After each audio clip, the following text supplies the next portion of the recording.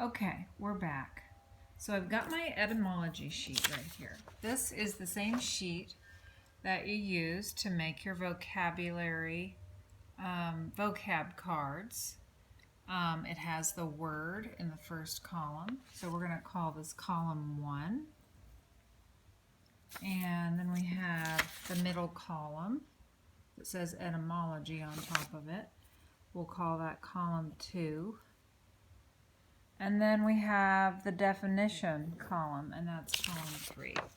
So when you made your vocab cards, you needed to use the first column with the name of the word and the third column with the definition, so that you knew that the word motion in scientific terms means a change in position in a certain amount of time. And all you needed to do was to make flashcards with motion on one side and the definition on the other.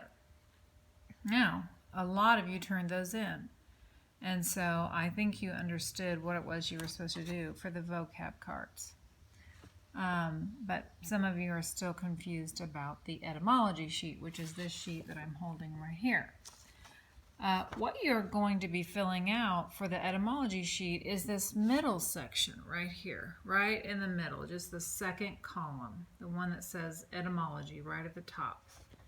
And I know we did talk about this, but since some of you might be more visual and we're looking right at the page while I'm talking about it, this might be helpful. The difference between finding a definition of the word and the etymology of the word are just slightly different. So let me just talk briefly about that. When we're looking at a definition of a word, we're talking about what it means, what the word means right here, right now. And that is important to know. Like, what does motion mean? What does force mean? What does speed mean? That is the current definition. Like, you could look in a dictionary, or of course most of us now look on our Google, on our phones or our computers to find the definitions. But anyway, definitions just tell us our current meaning of the word. Etymology is a study of words, and we are looking for the history, basically, of that word. Like, where did it come from? And what did it used to mean? What did it mean over time? Because it may have changed over time, and maybe the word was spelled differently. So we're trying to get to the root of why did we make motion, that word motion, mean this to us right now. So we're going back to basically the history of the word. And so when you say, for instance, when you take the word motion and you look that up, you may see the root word M-O-T, and then there's some more information, like you'll usually get a paragraph of information about it.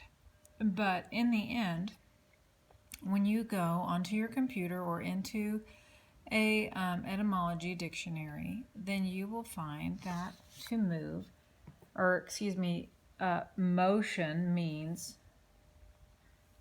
see if I can hold this and write at the same time, to move. So if I go to my computer, say hi to my cat.